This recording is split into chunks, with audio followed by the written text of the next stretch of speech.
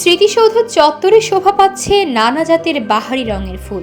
যথাযোগ্য মর্যাদায় মহান বিজয় দিবস পালনের জন্য ১০৮ একর জমির উপর নির্মিত জাতীয় স্মৃতিসৌধের পুষ্পবেদী, গণসমাধি, কৃত্রিম হ্রদ সহ নানা অবকাঠামো সেজেছে নতুন করে। একই সঙ্গে বাড়তি নিরাপত্তা ব্যবস্থা জোরদার করা হচ্ছে। রাজনৈতিক পট পরিবর্তনের পর ভিন্ন প্রেক্ষাপটে উদযাপিত হতে যাচ্ছে এবারের বিজয় দিবস। যথাযোগ্য মর্যাদায় রাষ্ট্রীয়ভাবে দিবসটি উদযাপনে প্রস্তুত হয়েছে জাতীয় স্মৃতিসৌধ।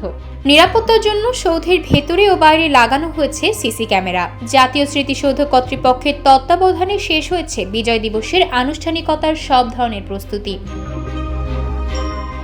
বিজয় দিবসের প্রথম প্রহরে জাতির বীর সন্তানদের শ্রদ্ধা জানাবেন রাষ্ট্রপতি, প্রধান উপদেষ্টা, রাজনীতিবিদ ও কূটনীতিক সহ বিশিষ্টজনেরা। এরপরই সৌধ প্রাঙ্গণে ঢল নামবে জনগণের। তাদের শ্রদ্ধা ও ভালোবাসায় ফুলে ফুলে ভরে উঠবে শহীদ বেদি। প্রতি বছরের মতো এসব দিক মাথায় রেখে নানা প্রস্তুতি নিয়েছে কর্তৃপক্ষ।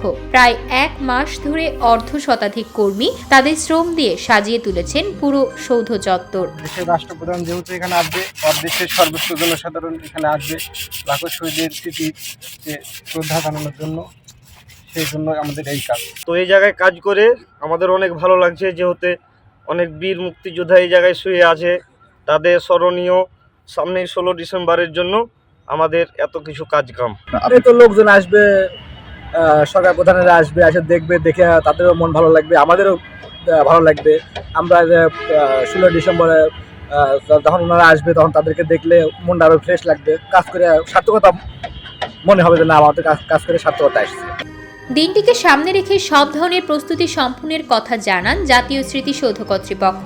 16 ডিসেম্বর মহান বিজয় দিবসে মহামান্য রাষ্ট্রপতি, মাননীয় প্রধান উপদেষ্টা, মাননীয় উপদেষ্টা মণ্ডলী, বিদেশি কূটনীতিক সহ লক্ষ লক্ষ জনতা সাভার স্মৃতিসৌধে বীর শহীদদের সম্মানে পুষ্পস্তবক অর্পণ করবেন। সে লক্ষ্যে আমরা গণপূর্ত অধিদপ্তরের পক্ষ থেকে পুরো স্মৃতিসৌধ কমপ্লেক্সকে ধুয়ে মুছে পরিষ্কার পরিপাটি করা, ফুল দিয়ে সাজানো, রং তুলির কাজ, সিসি ক্যামেরা স্থাপন, লেক সংস্কার সহ সকল কার্যক্রম সম্পন্ন করেছি। মহামান্য রাষ্ট্রপতি, মাননীয় প্রধান উপদেষ্টা এবং উপদেষ্টা মণ্ডলী সহ সকলের শ্রদ্ধা নিবেদনের জন্য স্মৃতিসৌধ পুরোপুরি প্রস্তুত রয়েছে। এদিকে দিবসটিকে ঘিরে যথাযথ নিরাপত্তা ব্যবস্থা নিয়েছে আইন শৃঙ্খলা রক্ষাকারী বাহিনী। স্মৃতিসৌধ সহ আশেপাশের এলাকায় বাড়ানো হয়েছে গোয়েন্দা নজরদারি।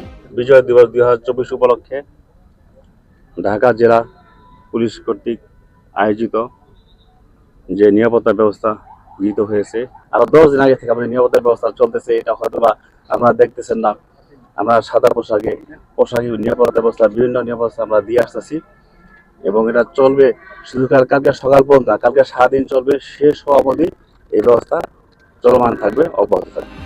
গত ৮ ডিসেম্বর থেকে পরিষ্কার পরিচ্ছন্নতা ও ভিআইপি নিরাপত্তার জন্য জাতীয় স্মৃতিসৌধে সব ধরনের দর্শনার্থীদের প্রবেশ বন্ধ রয়েছে।